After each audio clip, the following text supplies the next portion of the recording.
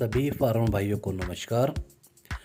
दोस्तों, आज का वीडियो हमारे दोस्त हमारे पिग फार्मर भाई अजय जी के विषय में है। उनको क्या क्या परेशानी आई, किस तरह का उनका संघर्ष रहा, इसके साथ साथ कृत्रिम गर्भाधान की पूरी जानकारी आपको दी जाएगी।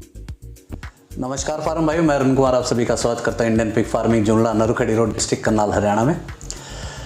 दोस्तों, आज हमारे पास हमारे स्पेशल स्टूडेंट जो हैं, पहले जो यहाँ से ट्रेनिंग लेके गए थे पिग फार्मिंग की, उन्होंने 20 फीमेल से अपनी शुरुआत की थी पिग फार्मिंग की।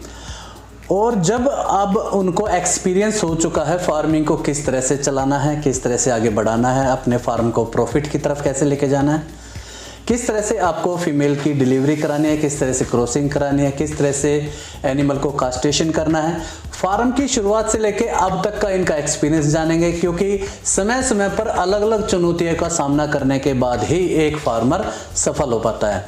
तो सबसे पहले हम आपको मिलवाते हैं मिस्टर अजय कुमार जी से। अजय कुमार जी, बताइए। नमस्कार दोस्तों।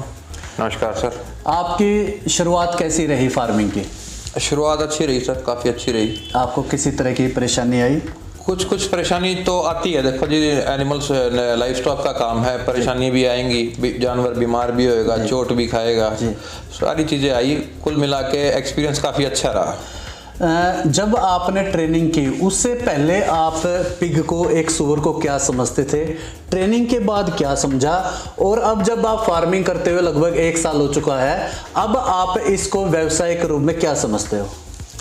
शुरू में तो सर देखिए, जो भी जिसने भी मतलब कभी पिग से कोई वास्ता तो पड़ा नहीं है जी, वो ऐसे ही अपने कुत्ते वगैरह तो पालते थे जी। लेकिन हाँ, इसको एक थोड़ा सा निम्न स्तर का जानवर ही मानते थे, क्योंकि समाज में जो भ्रांतियां, जैसे ये कीचड़ में देखे हैं, गंदगी में खाते देखे हैं, बस वही एक दिमाग में बैठी हुई थी इसकी पिक्चर। इसको एक समाज के साथ भी जोड़ के देखते हैं। हाँ कि जी, हाँ जी। ये जो हमारी SC ST के जाति मानी जाती है, उनके साथ इसको जोड़ के देखते हैं। तो लोगों के दिमाग में बैठा भी वही हुआ है, लेकिन अब धीरे धीरे लोगों की सोच बदल रही है, तो इसको एक व्यवसाय के रूप में भी लोग बाग ले रहे हैं। ये व्यवसाय रूप में बहुत बढ़िया है अगर इसको आप तरीके से फार्मिंग करते हैं, जैसे आप भी कर रहे हैं और बहुत फार्मर भाई कर रहे हैं, जैसे मैं भी कर रहा हूँ जी।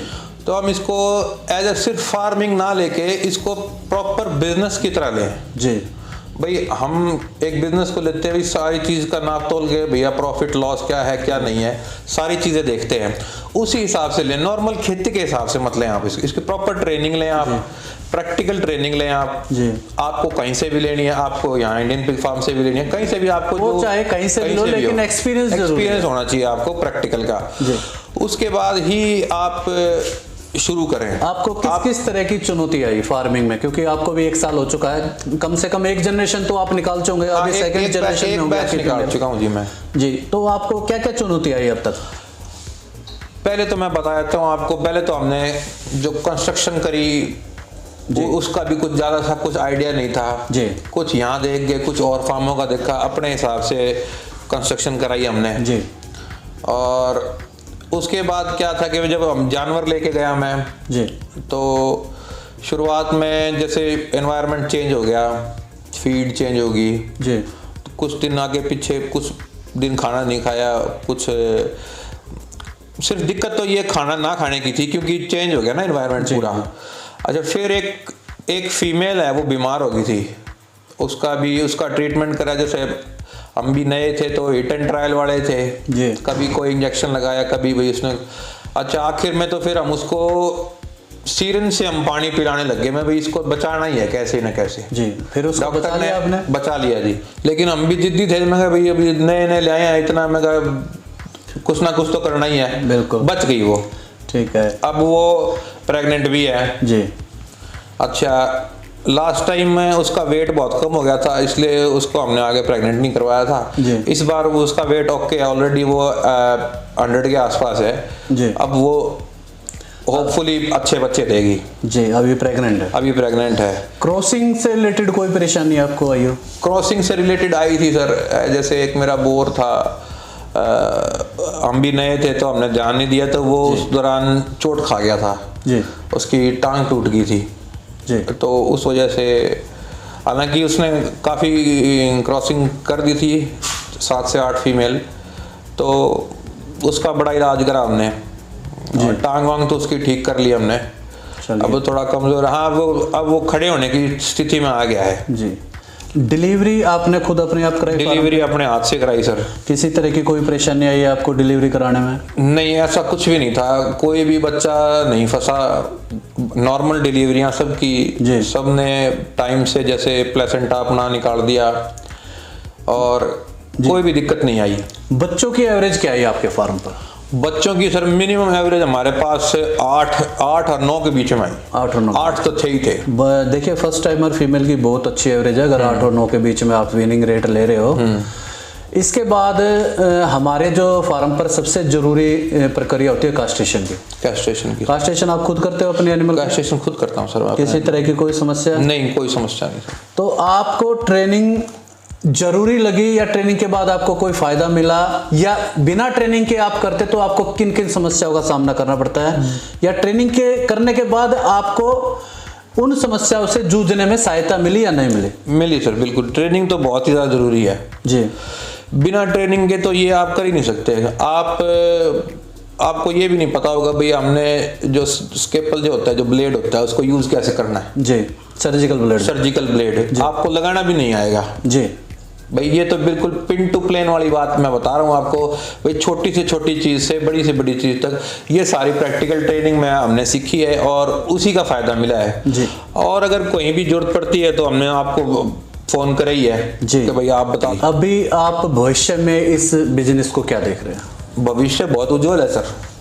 मैं तो काफ़ी बढ़ चढ़ कर इसको अपने साथ लेके चल रहा हूँ। जैसे मैंने एक फार्म बनाया था जो भी, अब मैं एक और बिल्डिंग कंस्ट्रक्शन शुरू कर दूंगा अगले महीने से। लगभग कितनी फीमेलों पे ले जाने का इरादा है आपका फार्म को? अभी सर जहाँ करंटली मेरा फार्म है यहाँ पे करीब 100 से 150 के बीच में ब्रीडिंग फीमेल्स रखूंगा मैं अपने पास। दोस्तों अभी अजय जी हमारे पास आए हैं AI की ट्रेनिंग के लिए, यानी कि आर्टिफिशियल इंसेमिनेशन, कृत्रिम गर्भाधान। कृत्रिम गर्भाधान किस तरह से कराया जाता है, कैसे सीमन कलेक्शन होता है, कैसे बेटाडीन वॉश होता है, कैसे एमोक्सिसिलिन वॉश होता है, कृत्रिम गर्भाधान के लिए किन किन चीज़ों की आवश्यकता पड़ती है, किस तरह से आप सीमन की क्वालिटी को चेक कर सकते हैं, बाथ टब का क्या यूजेज है, ग्लासेस का क्या यूजेज है, किस तरह से आपको अपने एनिमल को तैयार करना होता है डम्मी पे, किस तरह से आपका एनिमल डब्बी हैबिचुअल होगा, ये सारी प्रैक्टिकली अजय भाई के साथ हम ये सेशंस करेंगे, आपको वीडियो के माध्यम से भी दिखाएंगे। अजय भाई को हमारे पास 2 दिन हो चुके हैं। 2 दिन में अजय भाई आप बताइए आपने क्या क्या किया है? हमने सर अभी क्लीनिंग करी है, एक तो यूट्रस क्लीनिंग जी, ये कैथरेट यूज़ करके जी, और हमने डमी देखा है जैसे उसको कैसे बनवाना है, बाहर कैसे वो वहाँ बहुत एक्सपेंसिव होता है, कम रेट में आप बना सकते हैं जी।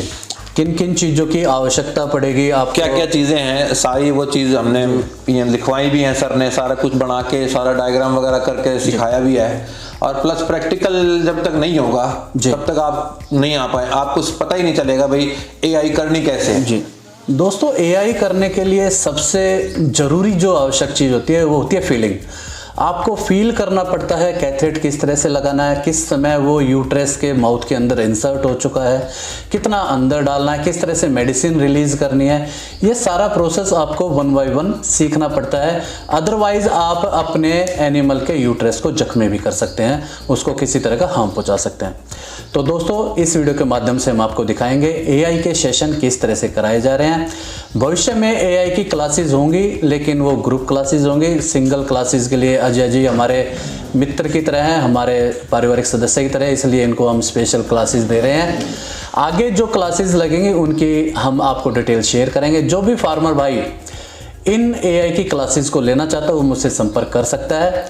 तो दोस्तों आइए चलते हैं, प्रैक्टिकल सेशन दिखाते हैं अजय जी किस तरह से इन सारी चीज़ों को बखूबी सीखेंगे। धन्यवाद दोस्तों। अगर आपको मेरी वीडियो पसंद आए तो मेरे चैनल को सब्सक्राइब करें, लाइक करें, शेयर करें, घंटी के बटन को दबा लें ताकि जल्दी से जल्दी मेरी वीडियो की नोटिफिकेशन आप लोगों तक पहुँचती रहे। वीडियो देखने के लिए सभी फार्म भाइयों को नमस्कार, धन्यवाद, जय हिंद। नमस्कार।